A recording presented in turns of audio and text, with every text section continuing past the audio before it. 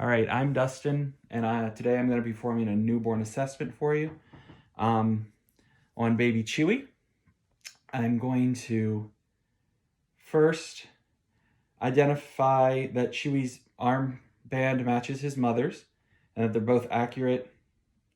I'm going to check for the presence of a security sensor on his leg, and I'm going to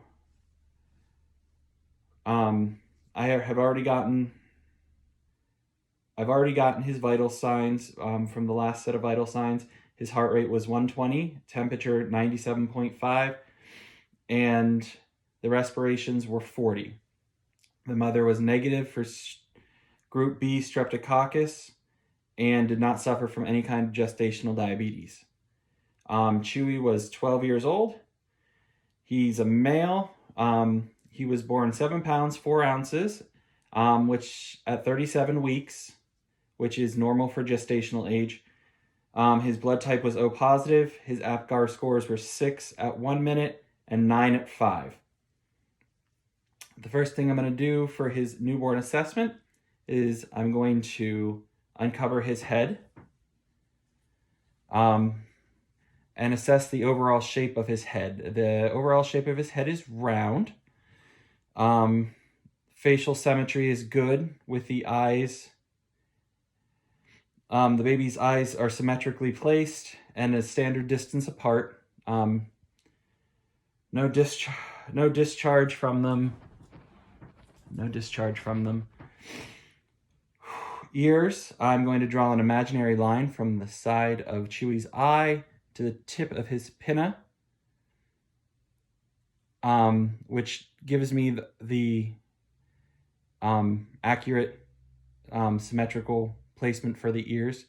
His ears have no skin tags and there is no drainage from them.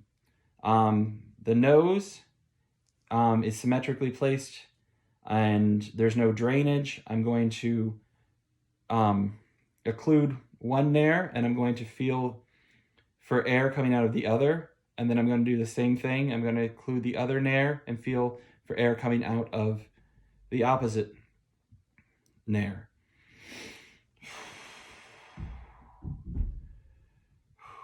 The mouth, I'm going to look for the tongue and the oral mucosas are both pink and moist, as are the lips. The lips are pink.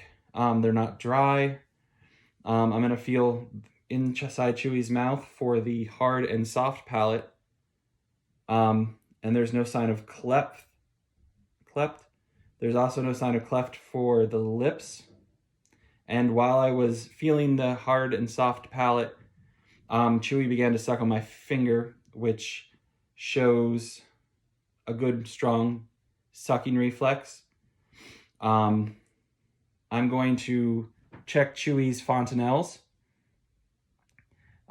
There's a diamond shape in the front, triangle shape in the back. I'm also going to, while I'm doing that, I'm going to feel for his sutures, which present as approximated, and they feel good. The frontal and back fontanelles are soft, are smooth and flat.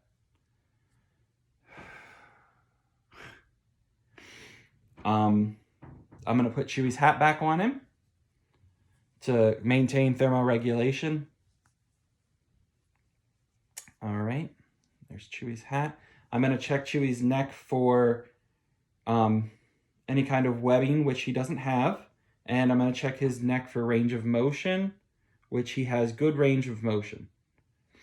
So then I'm going to move on to his arms and chest area. So what I'm going to do is I'm going to uncover him, but I'm going to leave his bottom half covered so it maintains thermoregulation. The first thing I want to do with the arms is I want to assess that they are symmetrical and have symmetrical movements, which they do. I'm going to check for palmar reflexes, palmar creases and reflexes. So to check for the palmar reflexes, I press my finger in and have he will, put my finger into his palm, and he will close his fingers around my finger, which shows a good strong palmar reflex. I'm going to count the digits. He has 5 fingers on each hand, and his muscle tone is good. I'm going to palpate the brachial arteries while I'm here, the brachial pulses. All right, I'm going to do that bilaterally, and they're good 2 out of 4. I'm going to check his clavicles for any sign of crepitus, which I don't see. And then I'm going to test his Moreau reflex. I'm going to take his 2 hands in my one hand, and then I'm going to lift him up a little bit, and I'm just going to let him fall a little bit, and his arms will go out, and then they'll come back in, and he should be starting to cry. All right. The next thing I'm going to do is move on to his chest. I'm going to check for symmetry. He has 2 nipples, which are symmetrical, with 2 millimeter breast buds. I'm going to count his respirations, which, as I said earlier, were 40. They're effortless, and he has no use of accessory muscles and no sounds of grunting. I'm going to check his breath sounds in the anterior breath sounds, the lateral breath sounds, and the posterior breath sounds. All sound clear, with no crackles or anything. I'm then going to check his heart sounds. I'm going to start with the aortic. Then I'm going to go over to the pulmonic. I'm going to go down to the Erb's point, tricuspid, and then mitral. All right. His apical heart rate is 130, and there's no sound of any kind of heart murmurs, which is a good sign. So then I'm going to check his abdomen while I have him uncovered. I'm going to check for the movement with the respirations, and his abdomen rises and falls with his chest during respirations. His umbilical cord, it has 2 veins and 1 artery, with no redness, drainage.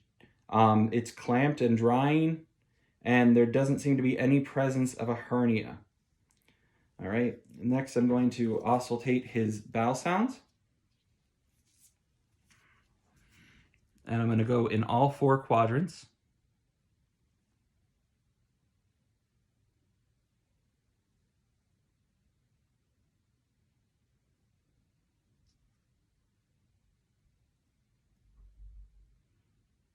All right, his bowel sounds sound normoactive. And then I'm going to palpate and look for any kind of masses or distension, which I don't seem to find any masses or distensions on Chewy here, which is a good thing. So I'm going to move on to his genital area, but first I'm going to cover him up, his torso up here, so he can maintain thermoregulation. I'm just going to uncover the bottom half of him. Since Chewy is male, I'm going to be looking at the penis. I'm going to be making sure the urinary meatus is on the tip of the penis. I'm going to inspect the scrotum, and I'm going to look for rugae. I'm also going to check for anal placement. All right, seems good. At this time, I'm also going to ask the parents about his voiding and BMs. I'm going to ask them if they find any acidic crystals, which look like a brick kind of brick colored dust in his diapers. I'm going to ask him if he's had a meconial stool, which is like a dark blackish green type of color. And I'm going to ask if his bowel movements have transitioned on from that. And then I'm going to palpate. I'm going to uncover him again because I covered him back up. I'm going to palpate his testes. I'm going to put my finger in the inguinal fold, palpate one side, palpate the other side. And what I'm feeling for is kind of like a peeled grape type feeling on the testes, make it smooth. I'm going to check the femoral pulses, which are a good 2 out of 4. I'm then going to move on to the legs. So I'm going to uncover his legs here. I'm going to make sure the legs are symmetrical. Check for plantar creases on the bottom of his feet. The muscle tone is good. He has 5 toes on each foot, so 5 toes bilaterally. The leg length is the same, and the gluteal folds are present and good. I'm going to check at this time for his plantar reflex. So I'm going to push my finger into the bottom of his foot, and his toes should curl around my finger. I'm also going to check for the Babinski reflex. I'm going to stroke the bottom of his foot, and his toes are going to fan out, which they do. So that means he's a strong Babinski reflex. The next thing I'm going to do is I'm going to palpate his spine, and I'm going to look for signs of dimples, see if there's a tuft of hair back there. So his spine is straight. I can feel the outlining of the vertebrae. There's no dimples, and there is a large tuft of hair back there. So I'm going to want to put that in my assessment. I'm going to palpate the spine again and feel for the vertebra, which I did. All right, I'm going to do a skin inspection. I'm going to inspect the color, which is a dark brown and tannish color. I'm going to look for presence of lanugo, which he has fur all over him. So I'm going to put that in my assessment as a finding of lanugo. I find no vernix, birthmarks, marking on the skin, any kind of abrasions, and no rash present. All right. And that today is going to conclude my newborn assessment. Thank you for listening, and have a good night.